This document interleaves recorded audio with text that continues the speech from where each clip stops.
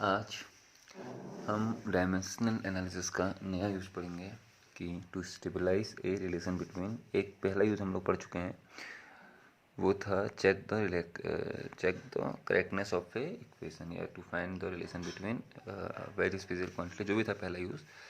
अगला यूज है to stabilize the relation between various physical quantity. अलग अलग फिजिकल क्वांटिटीज के बीच में हमको रिलेशन बनाना है डायमेंशनल एनालिसिस के अकॉर्डिंग। तो to stabilise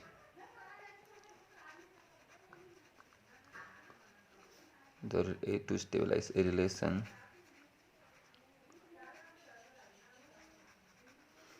between different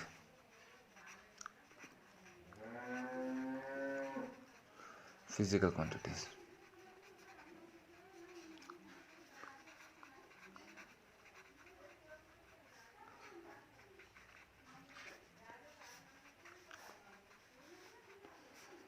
To stabilize a relation between various physical quantities। ठीक है ना, आज ये इस टॉपिक हम लोगों ने करना है। न्यूमेरिकल से करते हैं। देखिए अब क्या है कि एक सवाल करते हैं कि भाई हमसे सवाल में कहा जाएगा कि if a body rotating in a circular track, मान लीजिए 9th का सवाल उठाते हैं कि कोई बॉडी किसी सर्कुलर ट्रैक में घूम रही है। इस बॉडी का मास m है। जिस सर्कुलर ट्रैक में ये बॉडी घूम रही है उस सर्कुलर ट्रैक का रेडियस r है and it is moving with a velocity of v। Diagram नहीं दिया होगा सवाल में जस्ट कंडीशंस दी होंगी। मैं डायग्राम यहाँ पर बना दिया कि ए particle of mass m rotating in a circular track with a velocity of v and its radius is r। तो इस केस में क्या होता है ना कि पार्टिकल पर सेंटर की ओर एक फोर्स काम करता है। इस फोर्स को हम लोग सेंट्रीपिटल फोर्स कहते हैं। तो यह सीधे सवाल में कहा जाएगा कि अगर कोई पार्टिकल की सर्कुलर ट्रैक में घूम रहा है, जिस सर्कुलर ट्रैक का रेडियस r है, पार्टिकल का मास m है and particle is moving with velocity of v, तो इस केस में इस f का वैल्यू m v और आगे टर्म में निकाली। तो find the value of f in the term of m v and r। इतने का है कि f का वैल्यू m v और आगे टर्म में निकाली। अब हमने किसको यूज़ करना है, डायमेंशनल एनालिसिस का। तो इन सवालों हम लोग करते हैं क्या है कि सबसे पहले ये देखते हैं कि कौन सी फिजिकल क्वांटिटी हमको दी है और वो किन किन पे डिपेंड कर रही है, जो सवाल में क्लियरली मेंशन होगा। तो मैंने कहा कि सर f जो है वो किस में डिपेंड कर रहा है, m पे। f किस में डिपेंड कर रहा है v पे। और f किस में डिपेंड कर रहा है, r पे। तो f proportional to m to the power a, f proportional to v to the power b और f proportional to r to the power c। तो f किसके प्रोपोर्शनल है, m की पावर a के। f किसके proportional है, v की power b के। और f किसके प्रोपोर्शनल है, r की पावर c के। तो f proportional to m to the power a, f proportional to v to the power b and f proportional to r to the power c। ये क्या भाई equation number 1। Equation number 2, equation number 3। क्या कहा कि जो force है, सवाल क्या है कि ए फिजिकल क्वांटिटी एफ या if a particle rotating in a circular track of radius R. देखिए सवाल लिखना, आप लोग सवाल को इस तरह से लिखना, सवाल लिखना सुनिए बड़े ध्यान से, मैं क्वेश्चन बोल रहा हूँ कि if a particle of mass M moving in a circular track of radius R with a velocity v, in this case the particle experience a force, तो find the value of force in the term of mv and r, it is the question। तो हमसे क्या कहा सवाल में कि force किस में डिपेंड कर रहा है, मास पे। कैसे डिपेंड कर रहा है नहीं मालूम, तो हमने कहा है proportional to m, force mass पे डिपेंड कर रहा है। कैसे डिपेंड कर रहा है नहीं मालूम था, तो हमने m की पावर a, तो a is a constant, a is a term जो कि हमने दिया है। हमको ये सवाल के अकॉर्डिंग मालूम है कि f जो है वो मास पे डिपेंड कर रहा है। वो कैसे डिपेंड कर रहा है वो हमको मालूम नहीं था, तो इसलिए हमने पावर a लगा दिया। तो जो अपने मन से हम किसी भी क्वांटिटी में या किसी भी रिलेशन में अपने मन की, जो हमारे अपने मन की चीज़ें होती हैं वो लास्ट में फाइंड की जाती हैं। अपने 9th 10th में क्या ऐसा बहुत सारा। एफ प्रोपोर्शनल एम की पावर एन, फोर्स वेलोसिटी पर डिपेंड कर रहा है, हमको दिया था, तो हमने एफ प्रोपोर्शनल टू वी किया। कैसे डिपेंड कर रहा था ये हमको नहीं दिया, तो इसलिए हमने V to the power B किया। एफ प्रोपोर्शनल टू आर है, एफ प्रोपोर्शनल कितना है आर, तो किस में डिपेंड कर रहा है, आर पर डिपेंड कर रहा है। कैसे डिपेंड कर रहा है नहीं मालूम, तो हमने R to the power C कहा। तो F proportional to M to the power A, F proportional to V to the power B, F proportional to R to the power C. Condition का अकॉर्डिंग हमने बना दिया। From 1 2 and 3, तो from 1 to 3 से हम लोगों ने क्या किया, इन तीनों को मिक्सअप करते हैं। तो जब इन तीनों को हमने मिक्सअप किया तो ए प्रोपोर्शनल टू कितना आ गया, तीनों को मिक्सअप करते हैं, a proportional to m to the power a v to the power b r to the power c। Proportional का हटाते हैं तो f इज इक्वल्स टू एक कांस्टेंट लगाते हैं k, m to the power a v to the power b r to the power c। तो ये हमारा फाइनल आंसर है भाई, इट इज़ इक्वेशन नंबर 4 और ये हमारा फाइनल आंसर है। तुमने कहा तो बड़ा आसान सा है भाई, ये तो बड़ा आसान ही हो गया। फाइनल आंसर है अभी केवल इक्वेशन के फॉर्म में। अभी हमको डायमेंशंस का यूज़ करके ए बी और सी की डायमेंशन निकाल के फिर यहाँ पुट करके तब आंसर आएगा, ठीक है। के इज़ ए कॉन्स्टेंट। देखिए फिजिक्स में बहुत सारे कॉन्स्टेंट होते हैं, बहुत टाइप के कॉन्स्टेंट होते हैं, ठीक है। उसमें से एक होते हैं डायमेंशनल लेस कॉन्स्टेंट। क्या होते हैं? Dimensional less constant. कुछ होते हैं डायमेंशनल कांस्टेंट। डायमेंशनल कांस्टेंट मतलब जिनकी डायमेंशन होती है, जिनकी यूनिट होती है। कुछ होते हैं डायमेंशनल लेस कांस्टेंट, जैसे के है, के डायमेंशनल लेस कांस्टेंट, ऐसी कोई की डायमेंशन नहीं होगी। कुछ डायमेंशनल वेरिएबल्स होते हैं। डायमेंशनल वेरिएबल कहने का मतलब जैसे आपका वेलोसिटी है, फोर्स है, मास है, तो डायमेंशनल वेरिएबल होगा। ये डायमेंशनल वेरिएबल है। F equal to g m1 m2 upon r इसका जी था, वो डायमेंशनल कांस्टेंट्स हो गए। ये आपका जो है डायमेंशनल लेस कांस्टेंट है, इसकी कोई भी डायमेंशंस नहीं होगी, ठीक है ना। वेर के is a dimensional less constant. अब हमको ए बी और सी का वैल्यू निकालना, तो इसके लिए हम लोग क्या करेंगे, to find the values of A B C we are taking the dimensions on both sides. Taking the dimensional formula on both sides, taking dimensional formula on both sides. तो दोनों साइड्स हम डायमेंशनल फॉर्मूलाज पुट करते हैं। तो F का dimensional formula क्या है? F क्या है? फोर्स। तो फोर्स का डायमेंशनल फॉर्मूला क्या होगा? M L T minus 2। K क्या है? डायमेंशनल, ऐसा कोई डायमेंशन नहीं होगा। एम क्या है? मास। तो इसकी पावर कितनी हो गई? ए। तो एम की पावर ए, मास का डायमेंशन रखा। वी क्या है? वेलोसिटी। डायमेंशन क्या होगा जी इसका? एल टी माइनस 1 की पावर बी। और सबसे लास्ट में कौन है? आर। तो इसका डायमेंशन क्या होगा? एल। तो एल टू द पावर सी। हमने वैल्यूज पुटअप कर दी, डायमेंशन से रख दी। के का डायमेंशन क्यों नहीं रखा? क्योंकि हमने कहा कि के इज ए कांस्टेंट। कौन सा कांस्टेंट है ये है आपका डायमेंशनल लेस कांस्टेंट। देखिए भाई, एम की पावर 1, एल की पावर 1, टी की पावर -2, ठीक है। इनको किया is equals to M to the power A, M to the power A. यहाँ पर एल की पावर कितनी है? B. L to the power B, T to the power कितना रहा भाई? T to the power -b, L की power B, T की पावर -b। और यहाँ से एल की पावर कितना रहा? यहाँ से एल की पावर है सी। सॉल्व करते हैं तो m1 L1 t -2, ठीक है, इज इक्वल्स टू एम की पावर ए, एम की पावर ए ही रहा। एल बी और सी दोनों हैं तो एल की पावर हो जाएगा B plus C and T की पावर -b। अब देखो कल का केस जो हमारा था, कल का केस क्या था हमारा? कल का जो हमारा केस था उस केस में हमने कहा था कि अगर कोई भी रिलेशन डायमेंशनली करेक्ट है देन उसमें मास, लेंथ और टाइम की जो दोनों तरफ की डायमेंशंस होती हैं वो सेम होती हैं। कुछ टाइम पहले हम लोगों ने पढ़ा था कि डायमेंशंस क्या होती हैं। डायमेंशंस ये बताते किसी भी फिजिकल क्वांटिटी की डायमेंशंस उसकी फंडामेंटल फिजिकल क्वांटिटी पर डिपेंडेंस बताती है कि यहाँ पर एम की डायमेंशन ए है, एल की डायमेंशन बी प्लस सी है, टी की डायमेंशन -b है। तो जब कंपेरिजन करेंगे तो एम की पावर 1, तो ए इज इक्वल्स टू कितना आ गया भाई? 1। कंपेयर किया ना, इक्वल टू 1। बी प्लस सी, किस एल की पावर कितनी है? बी प्लस सी। और यहाँ एल की पावर कितनी है? 1। फिजिक्स की नंबर कहते हैं यहाँ एल की डायमेंशन कितनी है? बी प्लस सी। और यहाँ एल की डायमेंशन कितनी है? 1। यहाँ टी की डायमेंशन कितनी है? -b। और यहाँ टी की डायमेंशन कितनी है? -2। तो भाई बी इक्वल्स टू कितना आ गया? 2। बी का वैल्यू यहाँ पुटअप करते हैं तो 2 + c = 1। तो c इक्वल टू ये वहाँ गया 1 - 2 -1। तो ए, बी और सी हमने डायमेंशंस रख के निकाल दिया। तो इस ए बी और सी का वैल्यू हम इक्वेशन नंबर 4 में पुट कर देंगे। Putting the value of A B C in equation number 4। और जैसे इस ए बी सी का वैल्यू इक्वेशन नंबर 4 में हम पुट करेंगे तो हमारा आंसर आ जाएगा। Putting the value of A B C in equation 4 रख दिया। तो f कितना आ गया भाई, तो f is equals to k का कोई डायमेंशन k तो k रखेंगे, m की पावर a कितना आया 1, v की पावर b कितना आया 2, r की पावर c कितना है -1। तो m v स्क्वायर r की पावर -1, r को अपन में भेज देते हैं। तो f इज इक्वल्स टू कितना आ गया k m v square r -1 जो था वो अपन में आ गया, तो m v स्क्वायर अपन आ। तो it is the dimensional relation या relation between M V R R and F.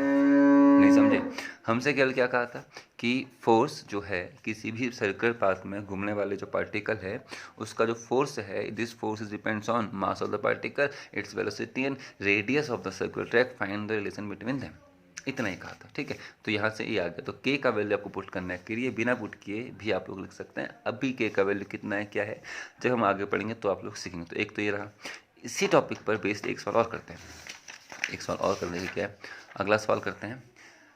अब क्या कहते हैं ना कि भाई टाइम पीरियड होता है, क्या होता है टाइम पीरियड टी, जानते हैं ना एक साइकिल कंप्लीट करने में टाइम। तो अभी मैं जो सवाल करा रहा हूँ ये वही सवाल है जो आपने कभी हाई स्कूल वगैरह में सीखे थे। तो ये पेंडुलम है, इसका मास कितना m, और ये इस पेंडुलम की लेंथ होती है इफेक्टिव लेंथ, इसको हम लोग बोलेंगे l, इसके सेंटर से काउंट होता है, ठीक है। इसका मास कितना है m, और ग्रेविटेशनल एक्शन कितना है g।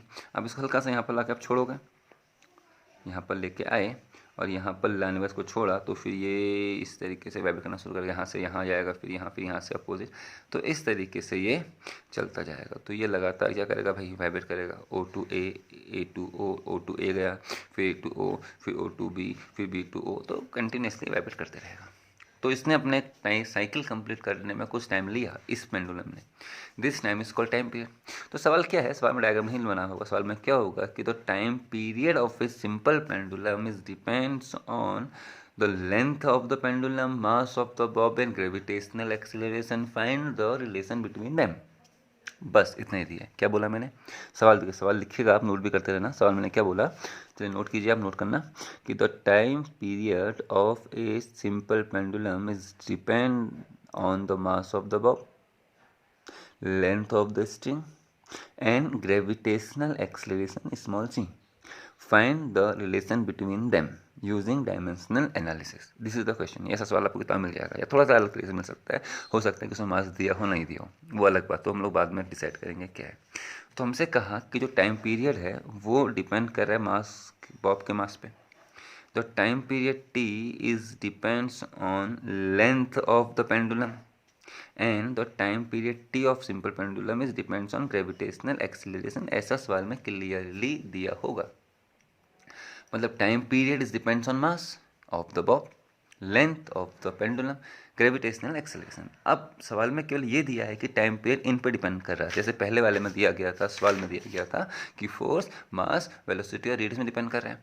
कैसे डिपेंड कर रहा था ये हमको नहीं मालूम था, इसलिए हमने अपने मन से ए बी और सी को ऐड किया पावर में, और फिर दोनों तरफ डायमेंशन रखे, उस ए बी और सी की वैल्यू पुट करी या निकाल ली, रिक्वायर्ड करी, जो भी है वो ये हमने यहाँ पर करना है। तो यहाँ पर भी हमसे कहा है कि तो gravitational the time period is depends on mass. कैसे डिपेंड कर नहीं मालूम, तो हमने कहा मास की power A, m to the power a, तो हमने कभी इस तरह से डिपेंड करा है, m की पावर a लगा दिया। तो a जो है यहाँ पर हमको गिवन नहीं है, हमने अपने मन से लगाया। हमको इतना पता था कि time period is depend on mass, कैसे डिपेंड कर नहीं मालूम, तो power a, t proportional to l to the power b and t proportional to g to the power c। तो t किस में डिपेंड करा भाई, m की पावर a पर, l की पावर b पर और g की पावर c पर। दिस इज इक्वेशन नंबर 1, ये इक्वेशन नंबर 2, ये इक्वेशन नंबर 3। इन तीनों को मिक्सअप कर देते हैं फ्रॉम 1, 2 एंड 3, फ्रॉम 1, 2 एंड 3, तीनों को मिक्सअप करते हैं। अब अगर तीनों को मिक्सअप किया 1, 2 एंड 3, तो क्या पाए फ्रॉम 1, 2 एंड 3, तो टी क्या है, तो टी,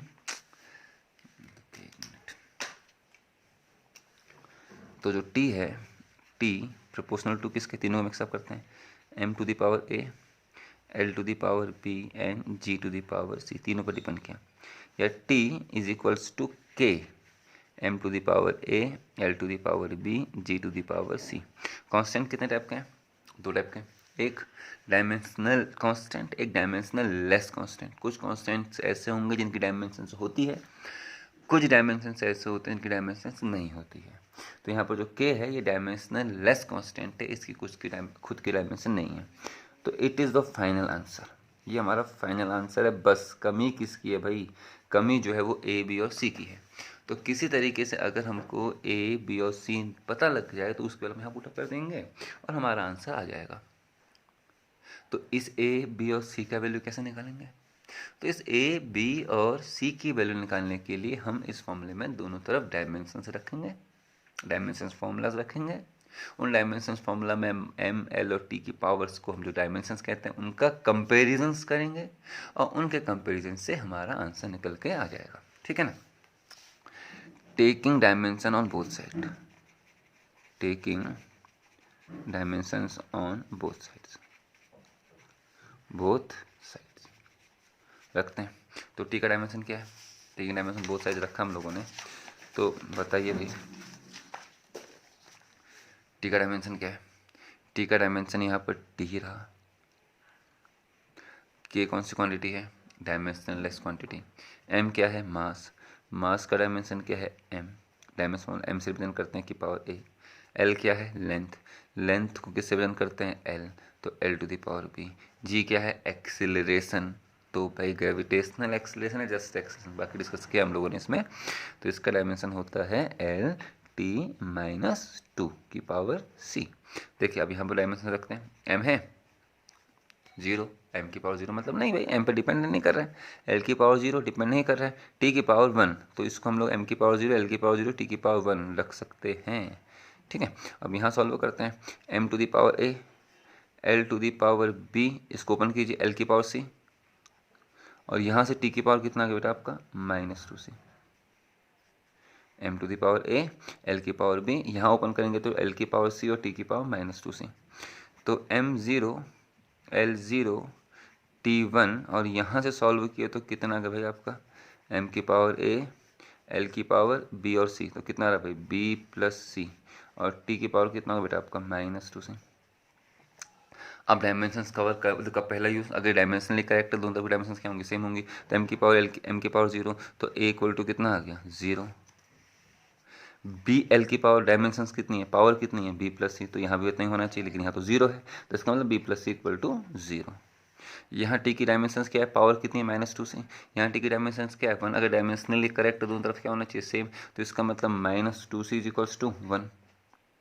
तो c इक्वल टू -1/2 सॉल्व किया, इस इक्वल यहाँ पुटअप करते हैं, तो b -1/2 इक्वल टू 0, तो b इज इक्वल्स टू 1/2, तो b equal to 1/2, c equal to -1/2, a equal to 0। अब एक बात बड़ी खतरनाक बात आई, देखिए यहाँ से a कितना आ गया? 0, a 0, और m की पावर a है, और a आ गया 0। That is the time period of simple pendulum is independent on the mass of the Bob. ये बॉब के मास पर डिपेंड नहीं करेगा।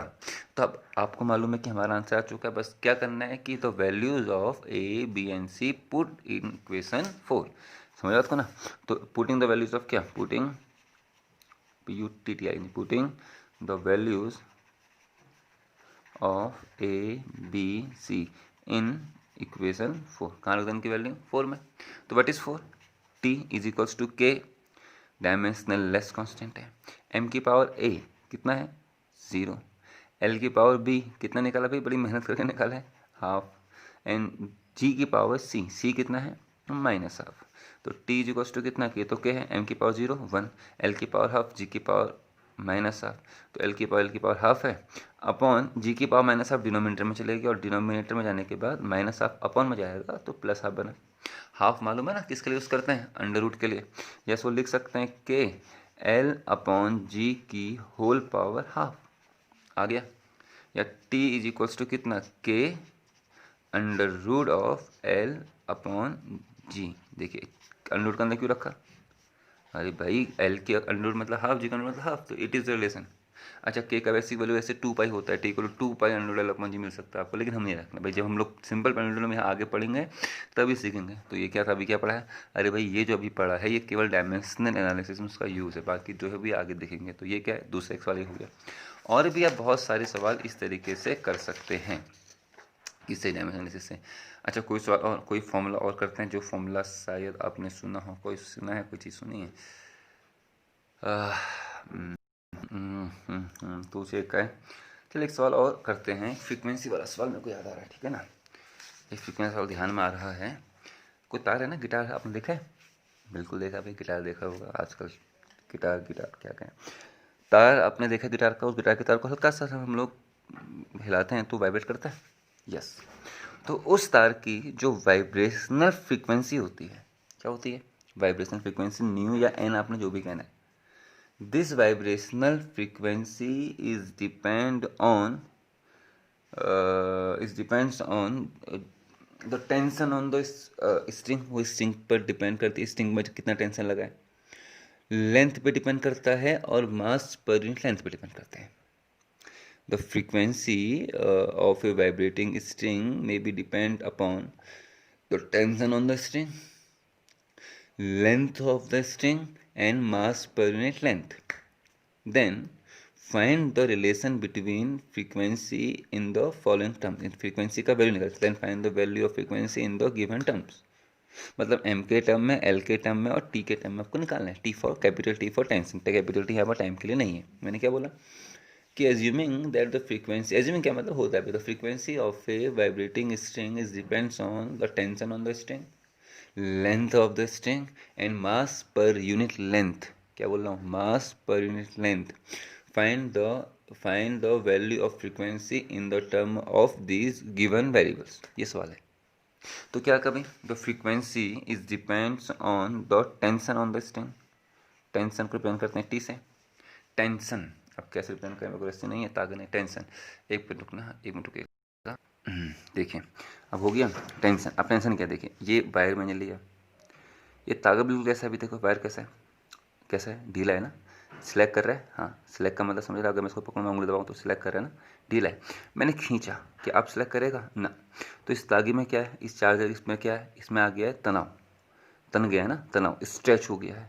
तो इस तनाव को, इस जो स्ट्रेच हुआ है, जो मैं देखो मेरे दोनों हाथ में फोर्स लगा रखा है, तो इस केस में इस रस्सी में टेंशन है, तनाव, खिंचाव। हिंदी में टेंशन को क्या बोलते हैं, हिंदी मीडियम वालों को जब हम पढ़ाते हैं तो हम कहते हैं तनाव या खिंचाव। तो इस स्ट्रिंग में क्या है, टेंशन। अब टेंशन मतलब ये नहीं कि पढ़ाई का टेंशन, भाई अलग ही टेंशन है, टेंशन है। टेंशन का मतलब यहाँ पर कैसे, तनाव या खिंचाव। लेकिन कब आया? अभी तनाव खिंचाव है नहीं, अब है। हाँ, अभी टेंशन है नहीं, अब है। हाँ, तो ये टेंशन कब आया, कब आया बताइए? जब मैंने इसको खींचा। अच्छा, मैं इस वाले, मैं अपने राइट हैंड का फोर्स थोड़ा सा कम कर दूँ, इसको लगाऊँ तो यहाँ को आ जाएगा। मैं अगले केस में इसका, अपने लेफ्ट हैंड का साइड का फोर्स कम कर दूँ, राइट उतना ही रखूँ, इतना को आ जाएगा। अब दोनों हाथ में इक्वल फोर्स लगा रहे हैं, तो मेरे राइट ने जो फोर्स लगाया 5 मिनट लगाया, कहाँ को लगाया देखिए, लेफ्ट वाला भी लगा रहा है 5 मिनट, कहाँ को लगा रहा है देखिए। तो खिंचाव आया नहीं है, लेकिन कब आया ये खिंचाव या तनाव या टेंशन, कब आया? जब हमने इसमें क्या लगाया है, फोर्स लगाया है।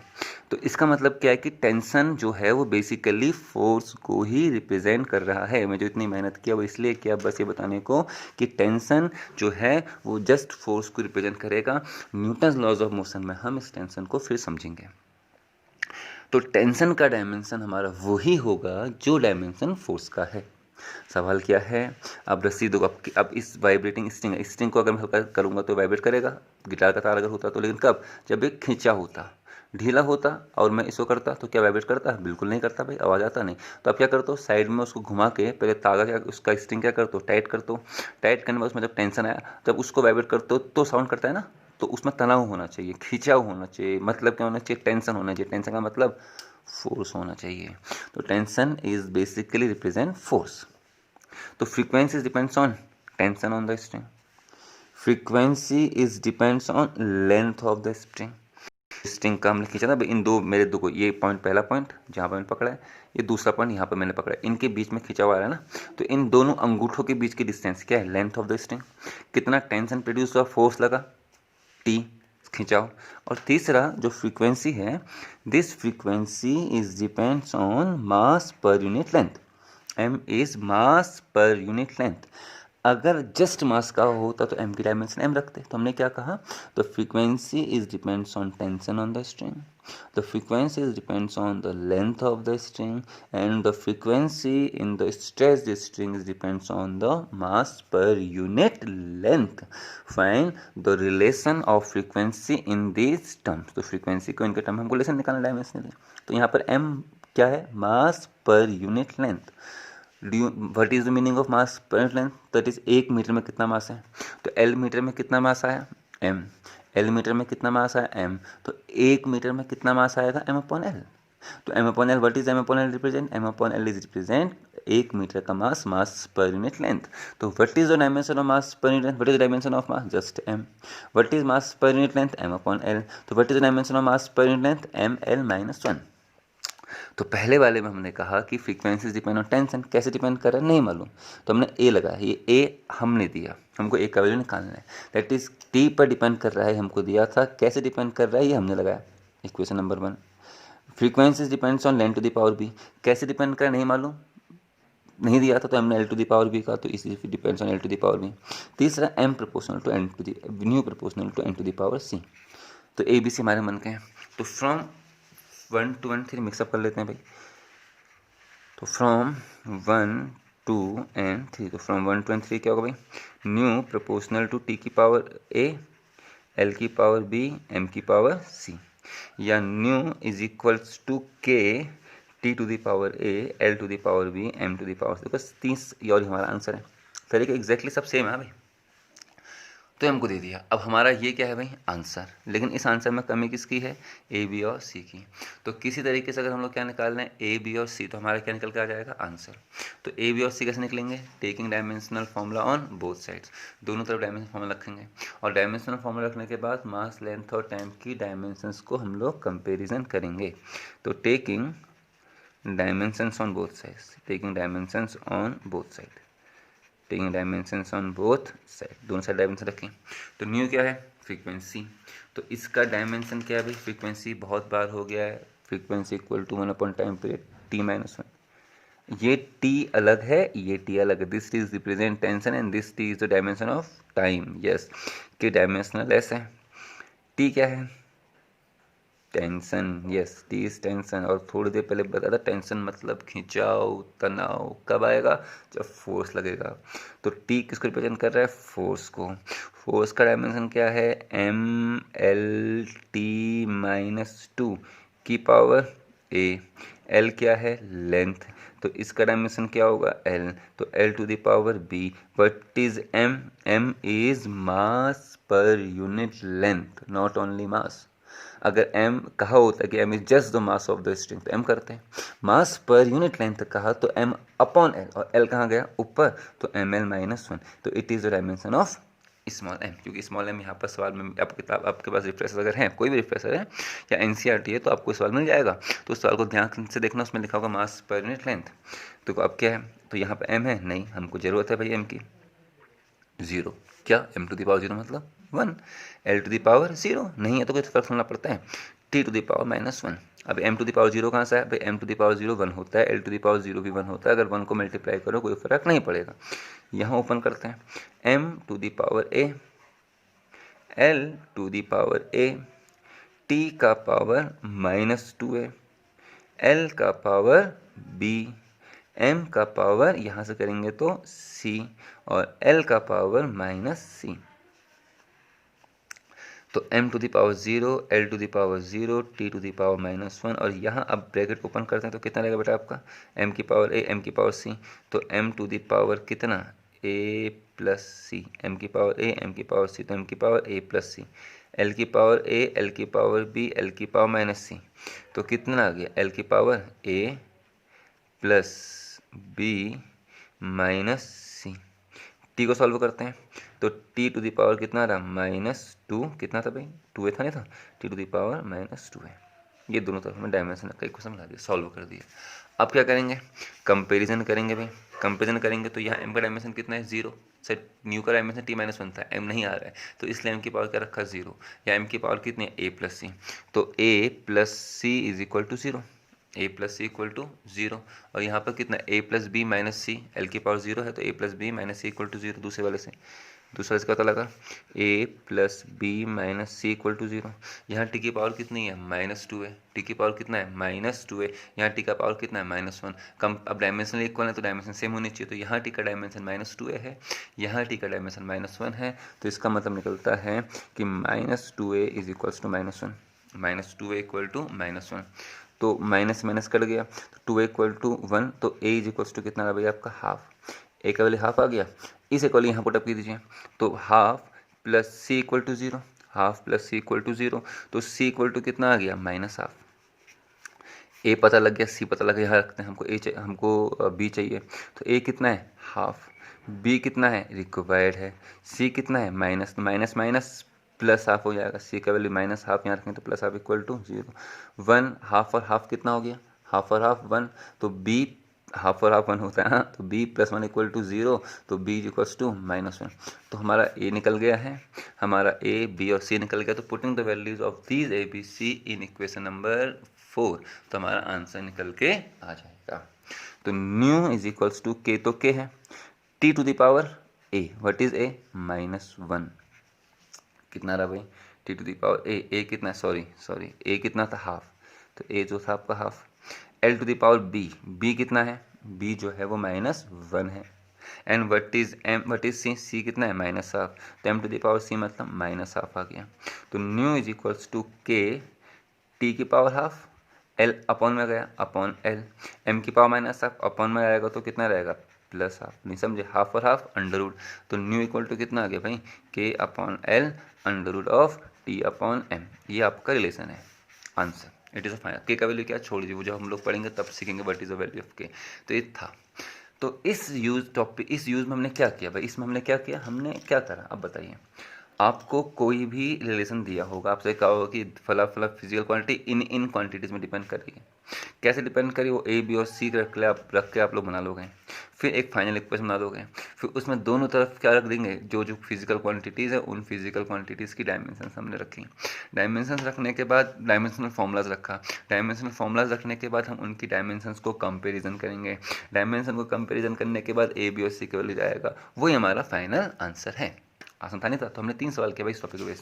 पहला सवाल कौन सा किया, आज का टॉपिक क्या था, आज का टॉपिक था to stabilize the relation between different physical quantity. पहला वाला सवाल क्या था कि इफ ए पार्टिकल रिवॉल्व, सवाल सुनना भाई, सवाल जब स्टार्ट करेंगे, if a particle revolving in a circular track, if a particle of mass m moving in a circular track of radius r with a velocity v, in this case the particle experiences a force along to the center, this force is called centripetal force, this centripetal force is depends on mass of the particle, velocity of the particle and radius of the circular track, find the relation between them।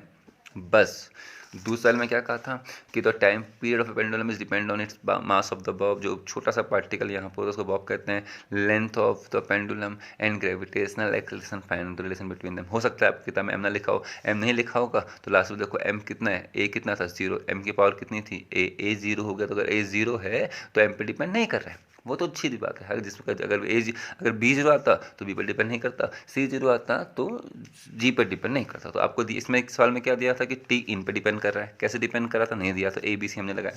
इस सवाल में क्या दिया था कि F इन तीनों में depend कर रहा है, कैसे डिपेंड कर रहा था नहीं मालूम था, हमने A B C value put up उसका आंसर निकाला। इस सवाल में क्या था, फ्रीक्वेंसी डिपेंड करी इन तीनों पर, कैसे डिपेंड करी नहीं मालूम था, हमने ए बी और सी निकाला, उसको हमने वैल्यू पुट अप कर दी। तो ये हमारा आज का टॉपिक है, ठीक है। इसका एक टॉपिक और है, कल इसको खत्म करेंगे, और इसको खत्म करने के बाद फिर हम लोग जो शुरू करेंगे वो करेंगे हम लोग अपना क्या नाम है, motion in state and kinematics, या हल्का सा डिफ्रेंशिएशन या इंटीग्रेशन को हम लोग सीखेंगे मैथमेटिकल टूल्स के बारे में, ठीक है। चलिए इतना ही करते हैं, थैंक यू।